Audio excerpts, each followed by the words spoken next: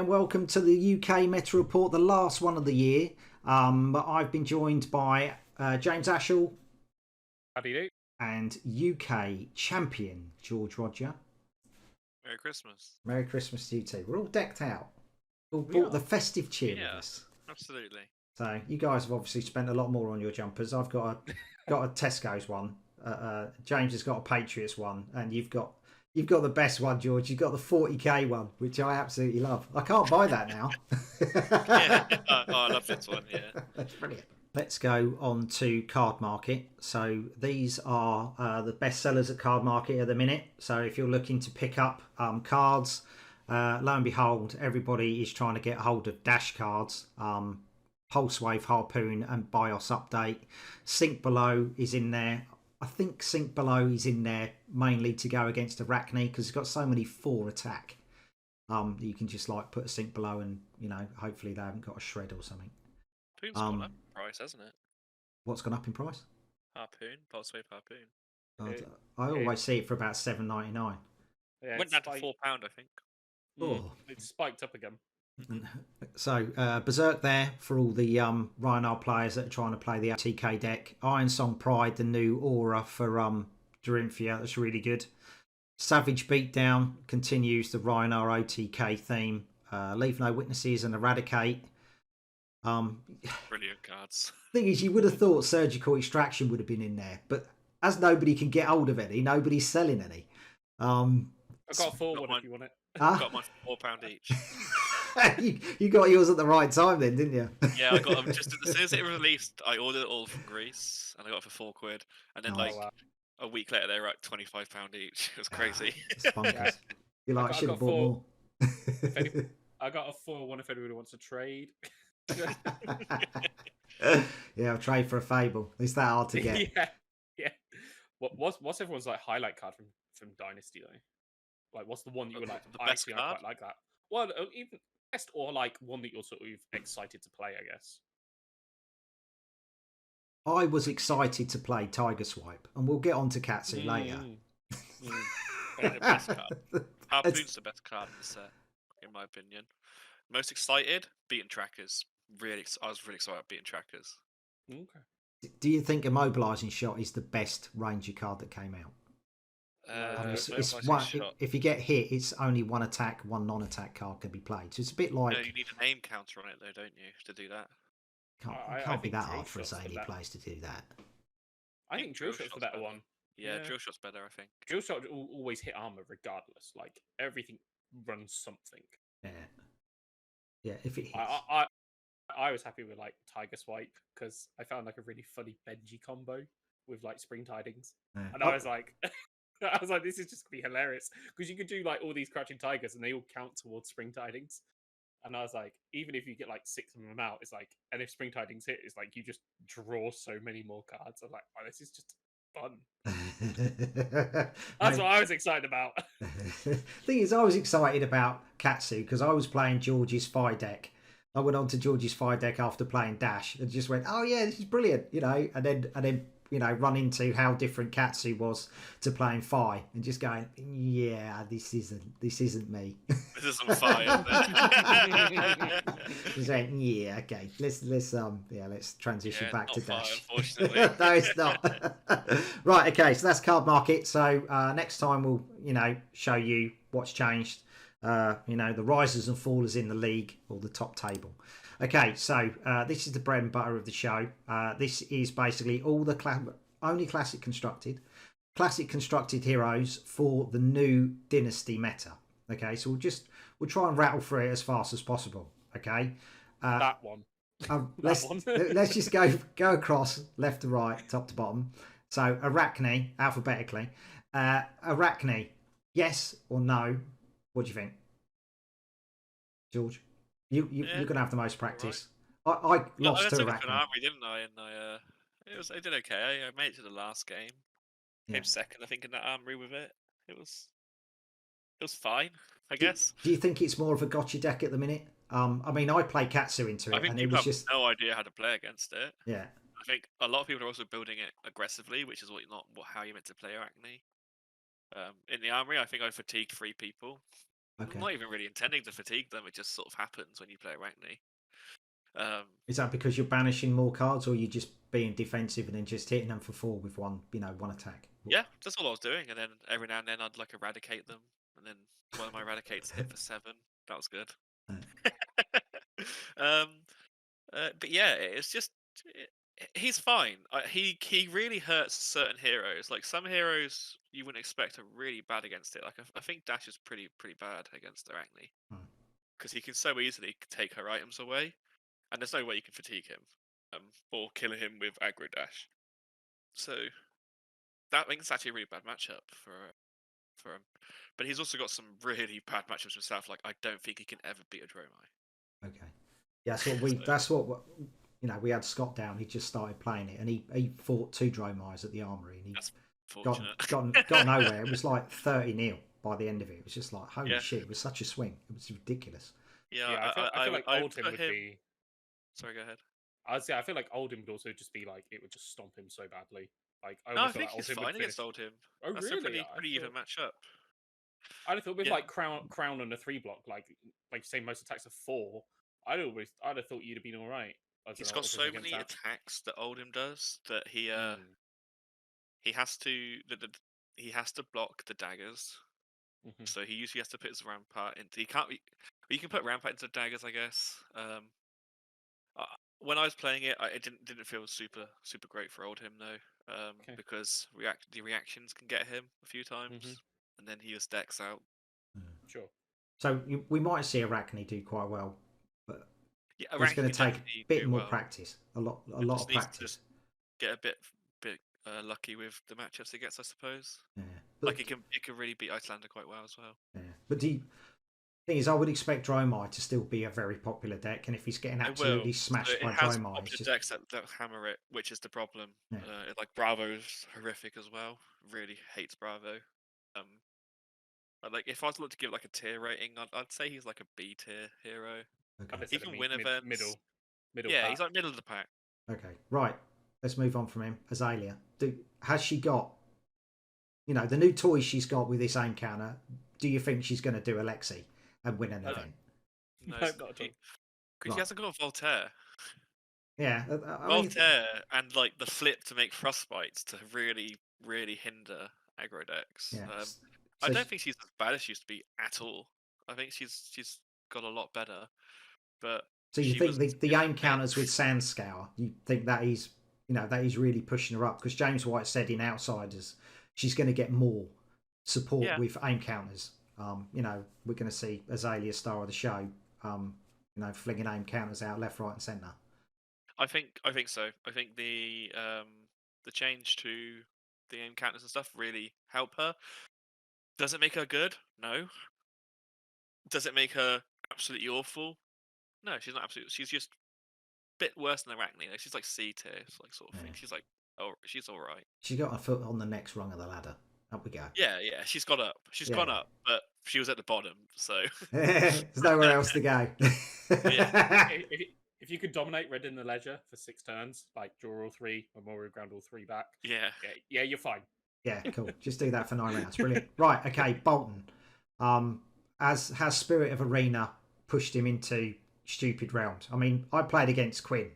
You know what I mean? Quinn was down by me when we played the Armory, and then he just went, "Oh, I think I've killed you here," and I was on 28. 71 damage to you. I didn't even let him get that far. I just looked at my hand and just went, "Yeah, you fucking got it."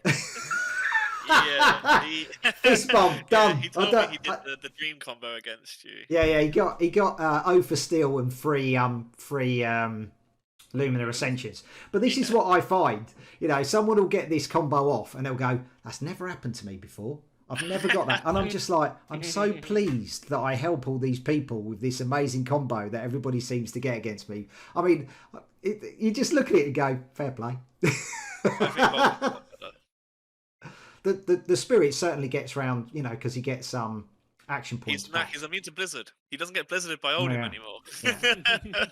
That's really important. And also, you can feed a Vanguard. But I still think he's quite middle ground still. I don't think like it's made a massive difference, but I definitely think there's like more people trying to make it work now. yeah. But then you're going to get the debate: is it Raiden? Is it Sabers? Essentially, Sabers. He only has one deck. He only has one deck. He has only a Sabers. Sabers seems the better build. I know there's a chap at the minute on YouTube. He's up to episode 10 playing Bolton against loads of people.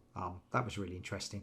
I can't remember who he played. I watched the game of it last night, and it was like 21 minutes long. He was just like, it was really interesting to see somebody playing sort of like a Bolton deck and going through step by step on what his thinking was. What cards to block with, what cards to pitch with. Building up his hand for the combo. I mean, he finished on a double Lumina, but it was really good to see. So Bolton's doing all right. He'll do all right. Put the time in with it, and get practicing with him. So we might see him a little bit. Bravo. So this one's on you, George. Really I have no idea. You've got a massive smile on your face. He's one of the best heroes in the format at the moment. You think? Yeah, definitely. I know we spoke about it like pre this, and obviously you were. I'm not going to spoil any info, but you were obviously saying some bits about it. But I find it strange. It's like even on like Talashot testing and stuff, you're not really seeing this hero pop up so much. It's a lot of Phi still. There's a lot of Dramai. There's a lot of Dash. There's a lot of Arachne, Lexis, Kanos, Reinars, and even Viserai sort of creeping in from what I've been seeing on Talashot. But Bravo, I'm not seeing a huge amount. So Bravo, he is one of the hardest decks to pilot currently in the game, along with like Dromai and other heroes along that, like Icelanders and stuff, and Rhinar to an extent. These heroes are really hard to pilot because they're very much around. They have to block efficiently. They have to know when they should be attacking and when they should be defending, and the points that they gain from that can swing a game between a win and a loss really consistently. They don't have like a linear game plan where, say, a Briar would have quite a linear, straightforward game plan, and a Phi generally has a quite straightforward game plan. Their game plan changes quite a lot based on their hand draws and the board state and lots of factors. If you can get your head around those factors and understand all the matchups really well, I think Bravo is one of the hardest decks for everyone to beat at the moment. It's thing is, I mean, we did see the fatigue Bravo, and then that changed into sort of like a very much an aggro package, like when Rouse of the Ancients came out. There's a middle ground. Okay. The middle ground is where you want to be with Bravo. You want to be able to do everything. Okay, so you're sideboarding depending on matchup. Absolutely, yeah. His sideboard is very tight, and you get to change things around based on what you think the meta is going to be like. Like, do you run Crush to Weeks if there's lots of Phis? Do you run Blessing of Deliverance if there's going to be lots of like Dash, for example? So based on what you're going to see, you've got to change your deck. But yeah, it's good. It's really good. Cool. Are you utilising much from the new set, or do you not want to give that away? No cards. No cards. No cards. Oh, one buckle. Sorry, one buckle.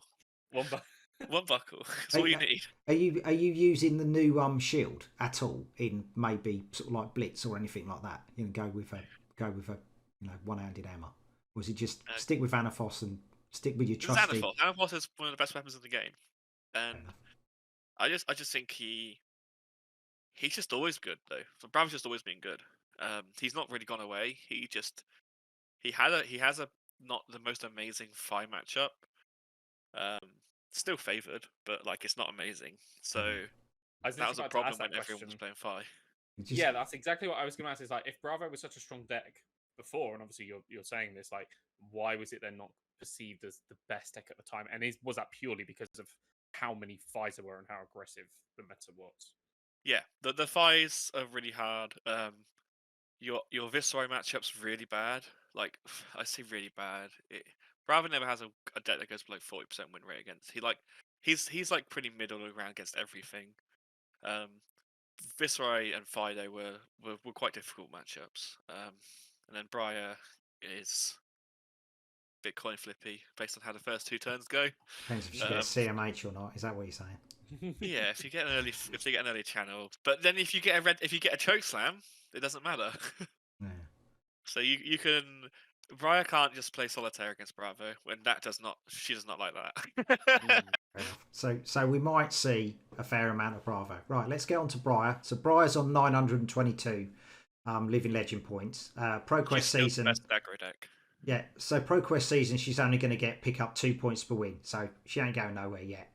So hopefully the Polish players can push her up a bit and help us out and get rid of Rosetta Thorn. So I think she'll go this year. This ProQuest season. Oh right, Oh, okay, really? I think so. She's the best aggro deck. okay. So basically, it's tried and tested. Take what you know with her. There's no really anything extra going in. Just take your standard Redline Briar decks, no new cards needed, and you'll do really well. Cool. Okay. So Dash. Very good. So Dash. Really? It's quite hard to know what you're going to face when somebody just flips Dash and you just go, okay, sideboard, because you've got 3 different builds for it now, haven't you? Mm-hmm. You know what I mean? You've got traditional, you've got pounders, and you've got a hyperdrive deck. Whether or not the hyperdrive deck has got Nitro's Mechanoid in, or Ripley from Aliens, depending if you want to say it that way. But essentially, she's going to flip and you don't know what you're going to see. Yep. I think that's what makes her really good at the same time, is like someone just could decide completely wrong into you and you're just like, cool, thanks. Yeah. I mean, we've seen what traditional win now in classic. It was Constructed. traditional with obviously like all the new aggro cards in it. Yeah. BIOS update is really good, and so is card. Pulse Wave Harpoon. Yeah. The thing is that the BIOS update, you're just literally just going to go, I just need to flip 3 cards and then hopefully I get maybe, I can cheat out something. Yeah. It's great when you hit a pounder. I'm just going to say that. It's a 0 for free, and sometimes can become a 0 for 9, out of nowhere. Yeah, but this is what people say about sort of like, card advantage, or sort of like, quantitative. They call it quantitative in this game, don't they? If Pulse Wave if BIOS update hits a Techno Pounder, it's effectively said draw 2 cards, right? Because it's drawn a card to pitch for it and a card and then the actual Techno Pounder itself. Mm-hmm. It's incredible. And you get a double boost pump as well, effectively, if you do go more than 2 long. So, but you always know someone as soon as someone pops their Visitronic, they're not running Nitro, and you're like, they've already got an item in their hand. Otherwise, there's no point popping it. Yeah. Okay, so Dash, we're going to see plenty of her, and you're not going to know what you're going to come against because she's not really solidified what her build is best. She doesn't interact with your game plan though, which is quite nice. Yeah, I'm against Georgia. I think Dash is the best deck. She can upset you a little bit. She's got some on-hit triggers. If she's playing pistol, she's not going to upset your game plan. If she's playing a different deck, say Combustible Courier, you're going to try and block it. Or you've got Pulse Wave Harpoons. She can pull out cards that you probably want to be using. So she has got some disruption to what you want to do. It's not a lot, but it's getting a lot better. I think that's great. I think she's really good because of her flexibility. But she's like a jack of all trades and a master of none. Like if you want a better aggro deck, you play Briar. If you want a better control deck, you can play Icelander for like the control and stuff. There's better decks around, but she can do all of it, and that's where she's really strong. It's the flexibility she offers. Yeah, I think it's like Dissolution Sphere as well at the moment. Like I've seen like the Kano Brainstorm deck, and it's just like Dissolution Sphere just completely shuts that down, as well as like Interviscerai or the Rune Chants and stuff. I really think she has great tools, like even Signal Jammers, to like try and combat Kano and Icelander and stuff. I really think just Dash's versatility, Dash's card pool just gives her a huge advantage in the meta. But that's my personal. No, it definitely does. That's where her strength comes from. So she's not the best deck in any of these formats, but in any of these like styles. But because she can do all of them in the same 80 cards, that's where she shines. Right. Okay. So we're going to see Dash. Dory has what is it? Precision Strike, Iron Song. Yeah. Are these cards going to push her into we're taking Dory? No, she's been sidelined a little bit. No, I don't think so. I think so. Okay. They're very good cards. Puncture is a phenomenal card. Probably her best reaction now, actually. Puncture from the 1 for 3s. But I don't think it's enough.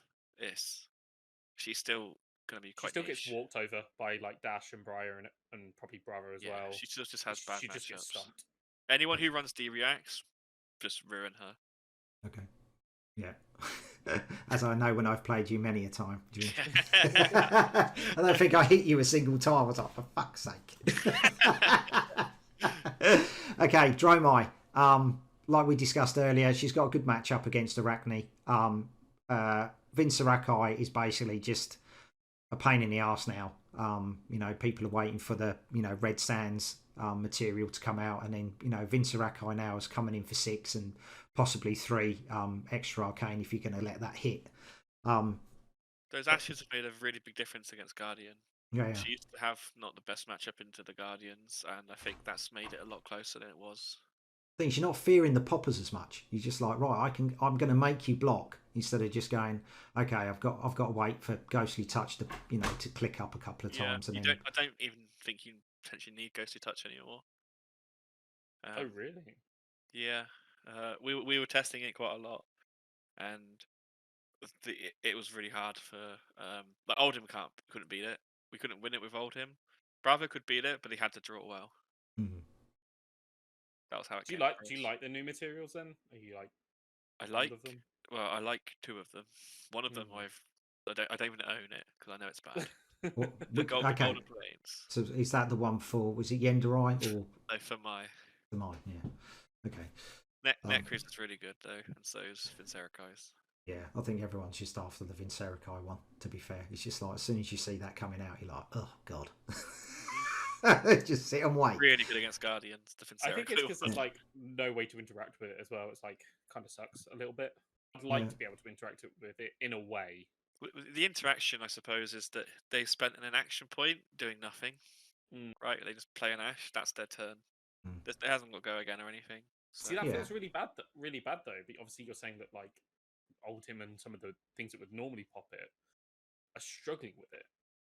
Yeah, because those are slower games. So it's like niche. It's not for every matchup. You'd have it in your sideboard, and then if you've ever tried to build a Dromai deck, your sideboard's real tight. So you're sacrificing something to put the Ash in. Are you running a 3 of in that then for obviously Dromai players? Like, what's your advice on that? Then? I think at the moment I've got two of the Shadow, 2 of the Red, and that's out really good. Okay, it'd be interesting. Be interesting to see how Jamie's tweaked his deck. Obviously, we'll find out at the beginning of the ProQuest season. If he's still running Dromai, that's for sure. Right, okay, Fi. So Fi, we'll see, amazingly good in Uprising. You won the you won the national championships with Fi. I've played your Fi deck and absolutely loved it, and I know it had one of the highest play rates on Talishar. Yep. Where is he now? Still at top. He's like still one of the best decks. I don't think he's changed much, really, has he? I know a lot of people try to like make the Crouching Tigers sort of and go wide. He runs no new cards. Yeah, I didn't think so. I saw people testing it. And trying to make it go even wider, but it seemed to hinder it more than it actually did to help it. Yeah. So I think it just sort of reverted back to what was tried and tested, I guess. So why did we see more Emberblade played at World over Kodachi? Because I found some decks. Yeah, I mean, I found Kodachi far easier to play than Emberblade. Yeah. But I was just like, I didn't see any Kodachi getting very far. It's really down to what your plan is. So if you were playing to block a bit, because sometimes you block a bit in Fi, you'd probably want to play Emberblade, because you just want one Mass Trigger, force them to block it, and then you're happy with that. If your plan is to never block at all, then you probably want Kodachi, so you can offer them multiple Mass Triggers to force even more blocks, and then keep momentum, never have to block, because they have to keep blocking, and then you just sort of get an advantage from that. I think with a lot of decks that are out at the moment, like how Iceland is so powerful, and Guardians is like just there, Emberblade's probably more generically useful nowadays. However, if you start seeing a lot more Fi again in the mirror and Briar, and like if the Dashes were playing aggro against you, maybe you want to go back to Kodachi's. It's really dependent on what you're seeing a lot of. Do you think that he might end up having maybe a hybrid list where he takes both sort of weapons? I mean, it takes up a heck of a lot. Okay, and how? How did you find? Were you comfortable doing that in the end, or did you wish you hadn't have taken No, both? it felt good. Deck felt really good. Okay. I was really happy with the deck. I think I went 3-2 with it. Lost. I lost in the mirror because they double out of ward me, and I didn't draw any of mine. And that's sort of how the mirror goes sometimes. Yeah. Goof. And then Big goof. I think I lost to a Force of Nature turn on a Briar. Okay. Again, that happens. That's but games. But you shouldn't have dropped. You just should have carried on playing, and you'd have maybe got some money. That was silly to drop. Yeah, live and learn. Okay, Icelander. Probably no new cards. Not bothered about the new cards. Quite happy with where she is. Do you think that anything's come in to really upset her? Rhinar, I think. Okay. Yeah, probably. I think outside of Rhinar, though, no. Okay. I think she beats every other deck. All right, we'll get to Rhinar in a minute. Kano. We're saying this about all the heroes. Like all these heroes are great. They're all good decks. They beat each other. I think this is this is a real what's good. show of what the meta is. There's a lot of good decks. Yeah. So if a Bravo, a Briar, a Dash, Dromai, Phi, Icelander, Oldhim, and Rhinar won an event, I wouldn't be surprised if any of those winning any major events. Mm-hmm. But this is kind of like what we had with Uprising. It's like if you've put time into a hero, you should do well with it. Yeah. It's not just a one trick pony Starvo show. It's get grinding on your heroes and that's really good. So let's get on to Kano then. We don't really see him. He kind of rears his head. Heroes who I'd expect to win an event, though, unfortunately. Okay.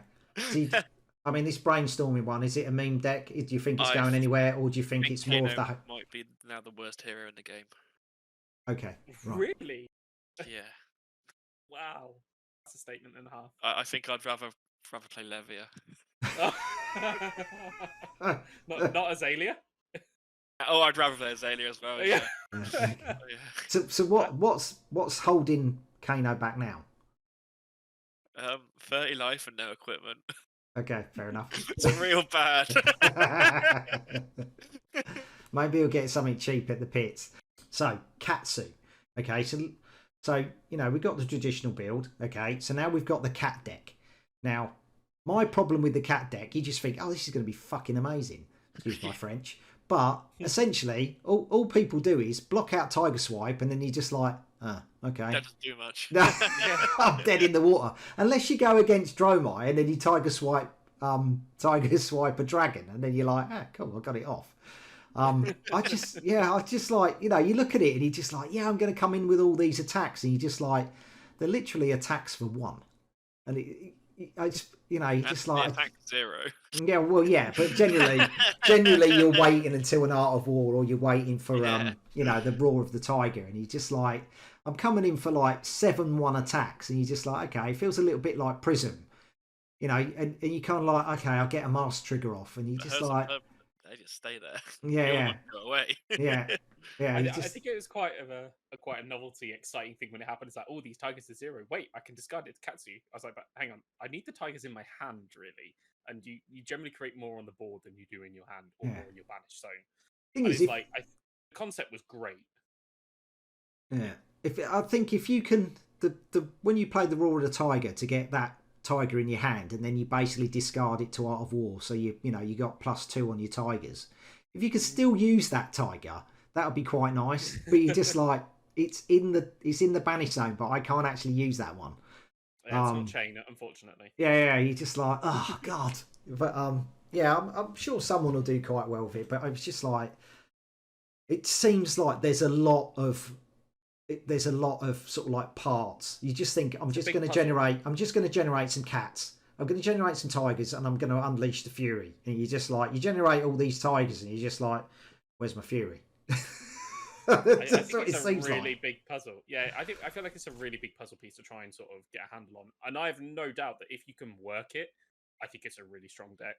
But I do think it requires a lot of moving parts. I think it has to be sequenced really well. And if it doesn't work, then you kind of haven't got like a backup plan, if that makes sense. Yeah, this is the combo. I know it's a combo deck, but it's just like, there are so many. It's like a Rube Goldberg puzzle where you just like, Yeah, okay, it's a bit too complicated. I'll stick with my whelming gust wave, and If you want to play like a combo Katsu, you should play like the ones that go for all of the. It's like zero for it's like yellow, like 1 for 0. That like if you've, I think it's like Flood of Force. That's what it's Oh, called. Flood of Force. I love That's that a card. much better combo deck for Katsu.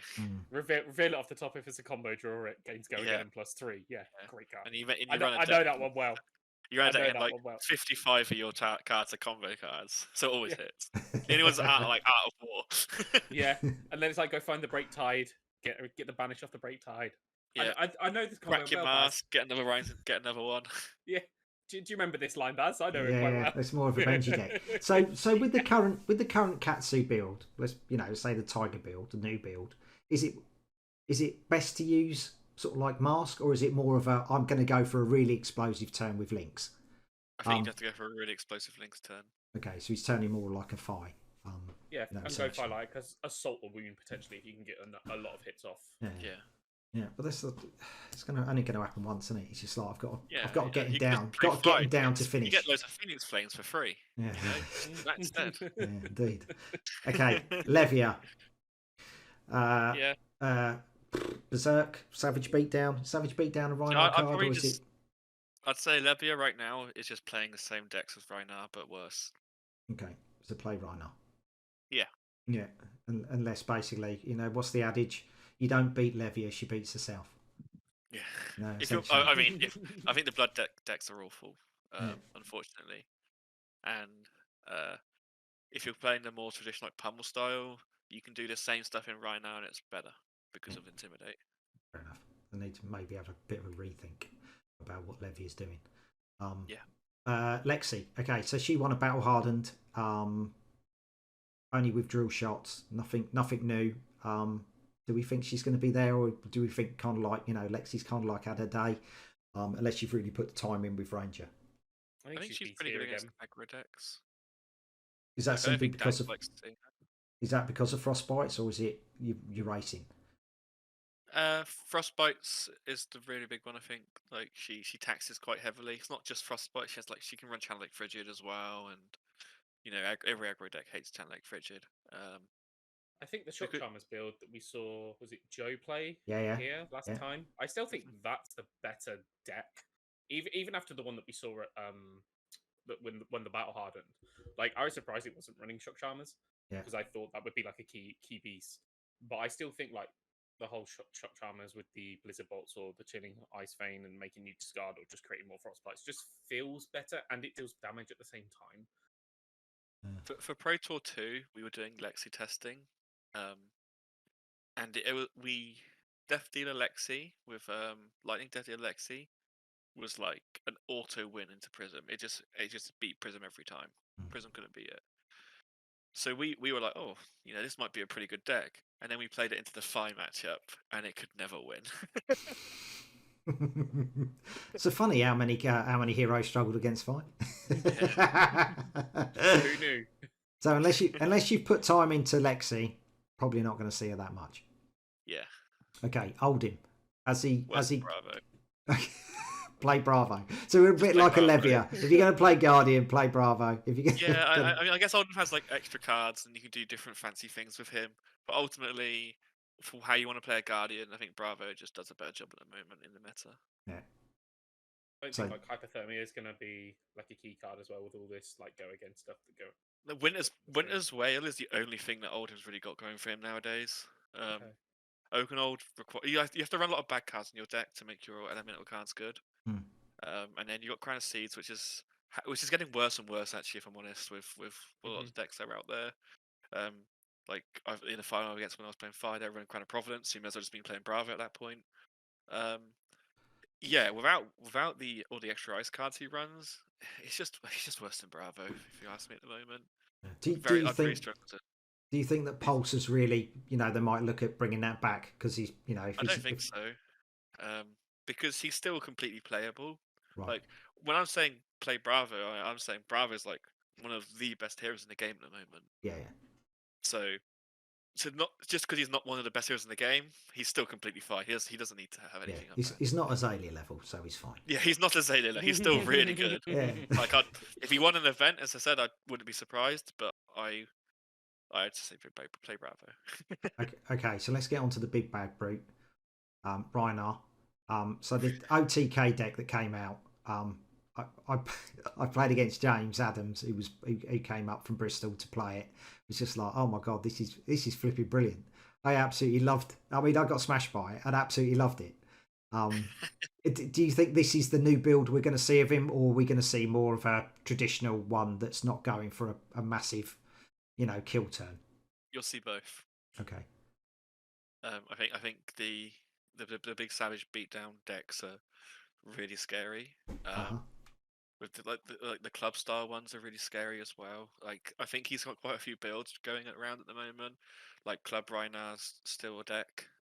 That's not really gone anywhere. And then you got the star that won the calling at Worlds. Yeah. That only got better. That just got quite a few new cards as well.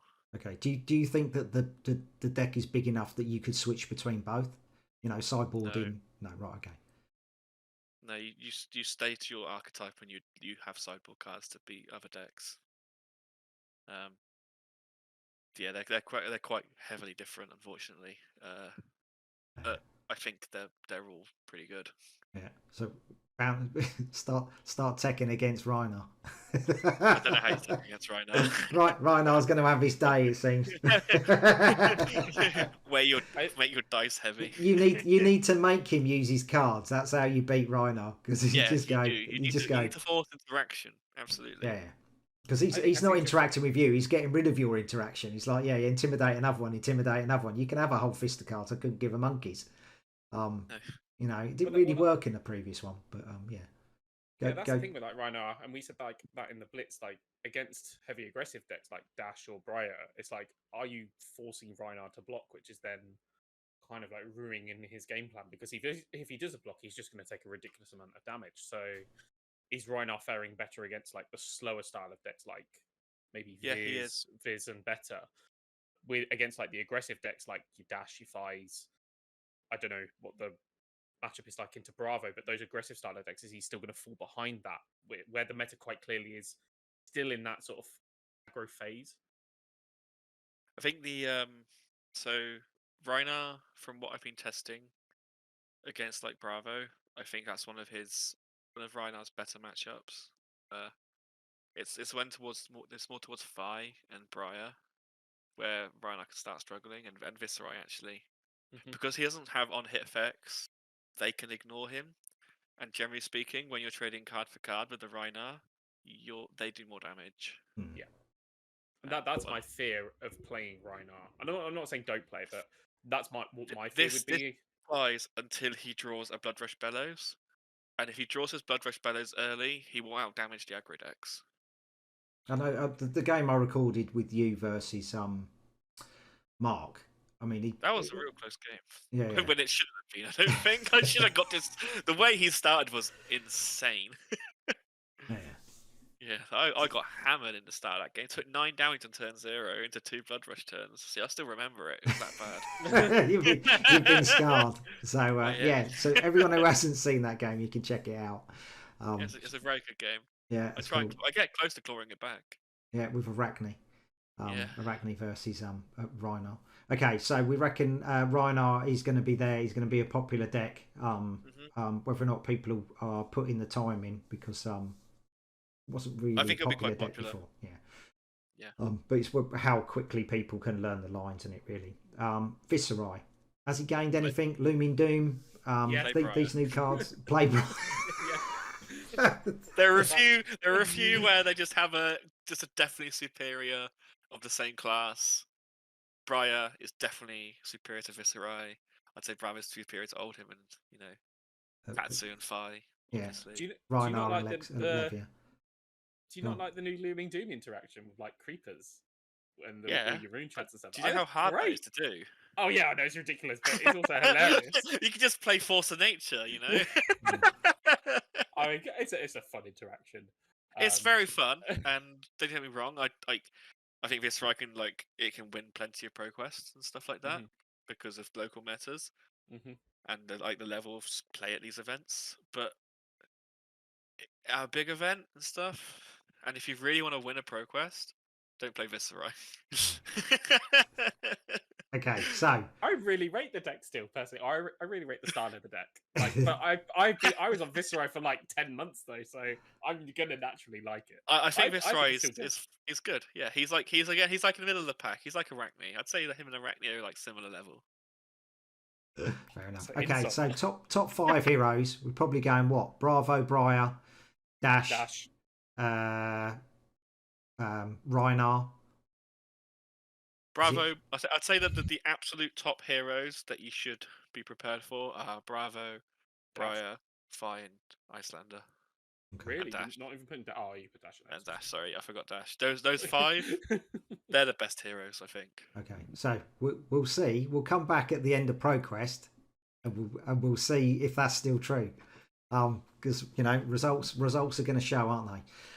Right. Okay. So let's get on to the next bit. OP 2023. This is the new organised play for 2023. January. We are looking at ProQuest, which is coming up 14th to the 29th. Is it 14th to the 29th? Something like that. Yeah, something like that. With their schedule, we seem to be having a break in February. There's nothing for February, so the new year starts. You get your 3 weeks. Events are only now 3 weeks long instead of 4 weeks, so you get a rest basically between every season. The only thing is you're going to have the same amount of stores running events in a less amount of time. So you're probably going to get, at the minute, less players per event. Until, obviously, we all know that flesh and blood. People are playing this year are massively higher than last year, though. And what you'll probably see is the same level of players at each event. Yeah, but that's good. More events spread around. Yeah, we'll see. I like the changes. I don't. I think really? the organised play 2023 is and they haven't learned from last year what the problems were. Do you think I mean, they've said a shorter schedule to allow people like a rest. Like that part's not the issue. The issue is the prep time.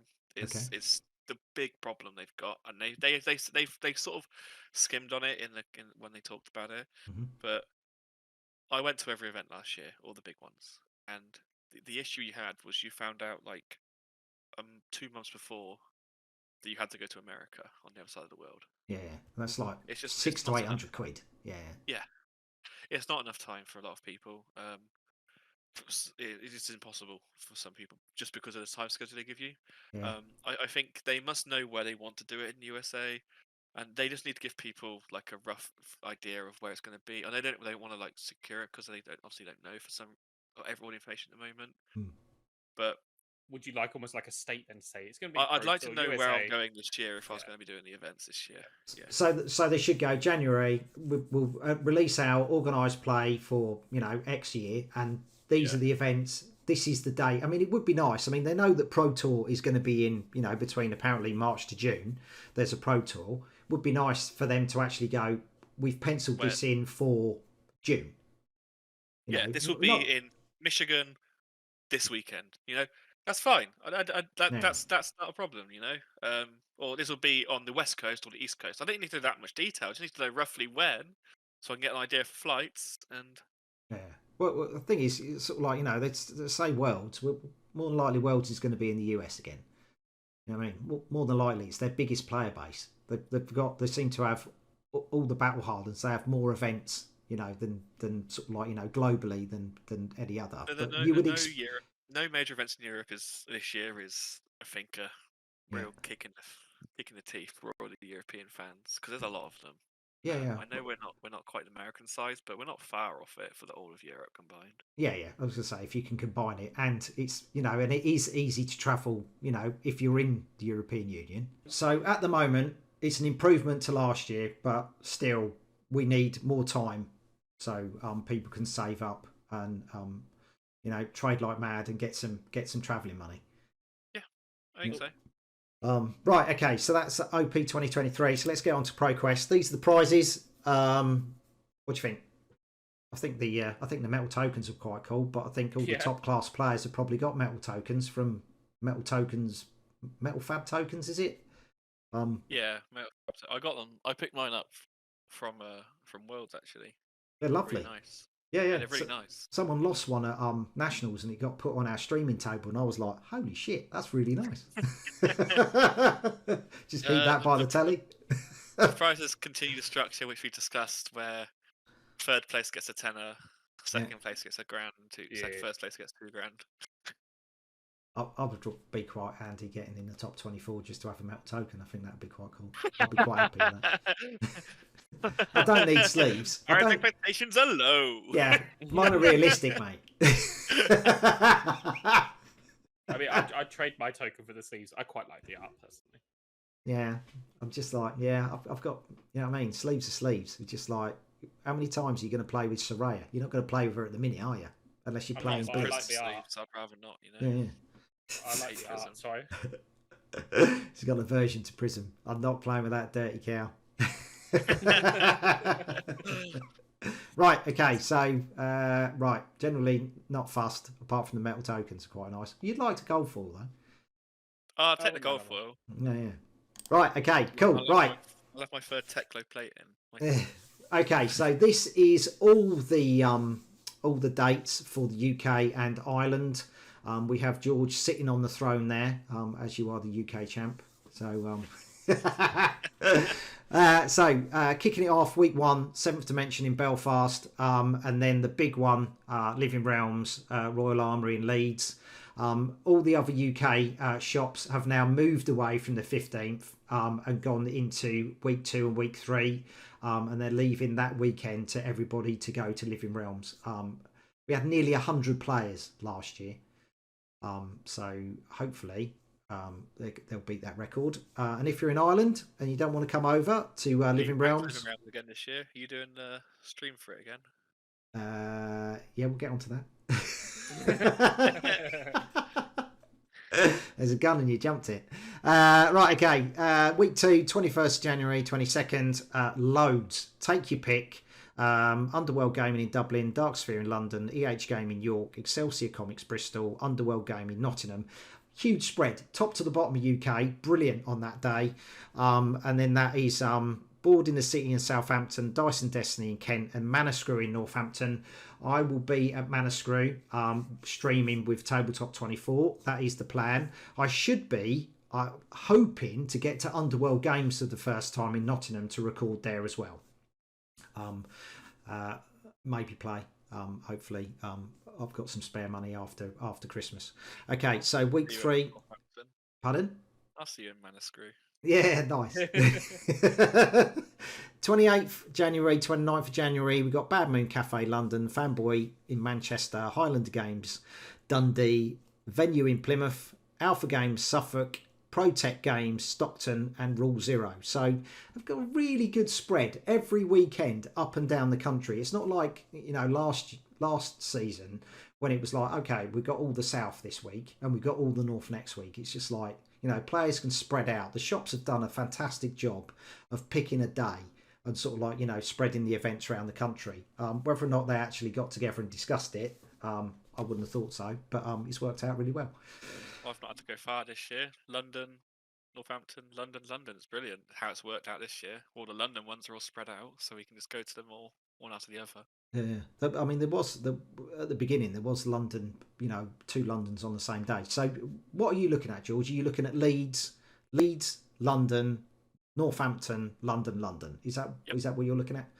Yeah, okay. It's all easy drives, all within an hour. So yeah, nice, brilliant. Okay. I should be at Living Realms, Underworld Games, and Manascrew, recording like mad to get lists and some really, you know, top 8 games, top 4 games, and the finals. Should be good. I'll see you on stream in Manascrew, no doubt. Yeah, nice. James, where are you going?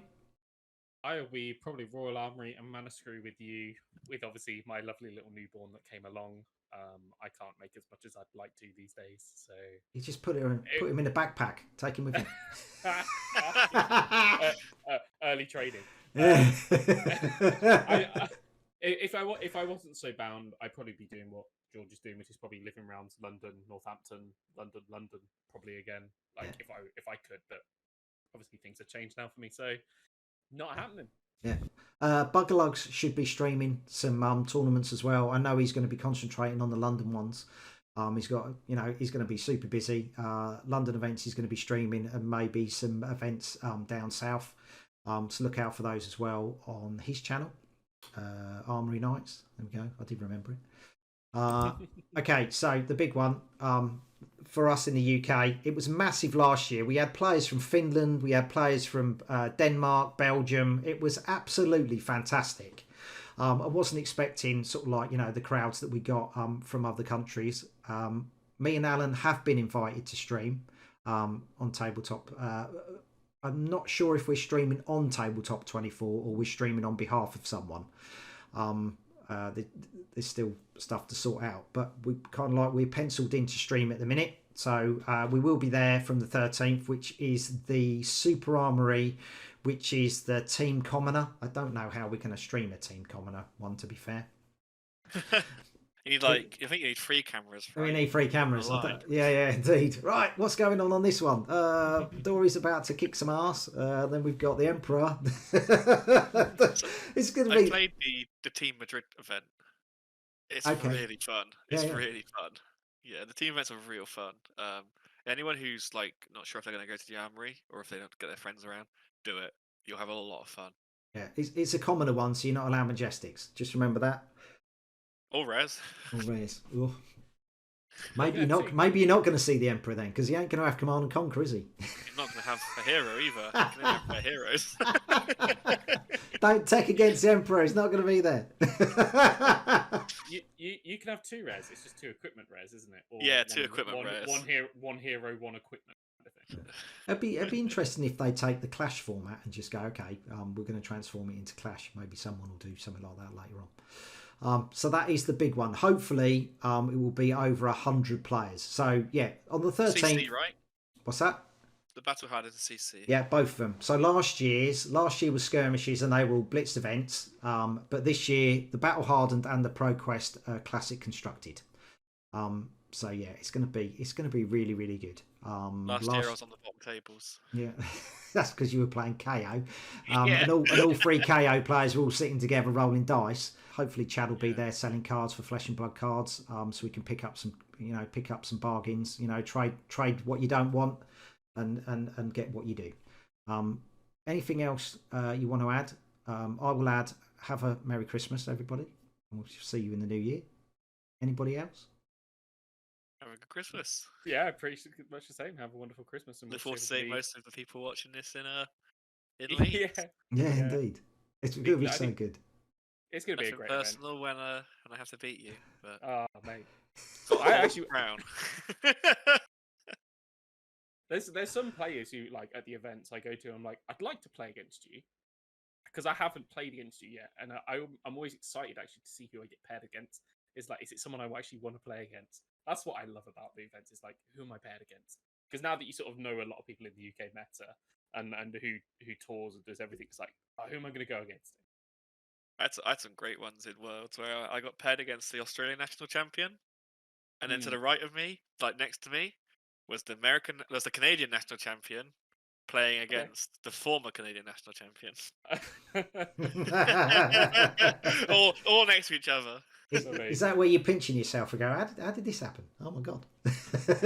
I would pinch myself and go, why are you guys this far down the table in pecking order? Excuse me, at that point, I don't know 4-1. That's what happened with me when Sharif was paired against me one time at Bash. I was like, why are you down here? 2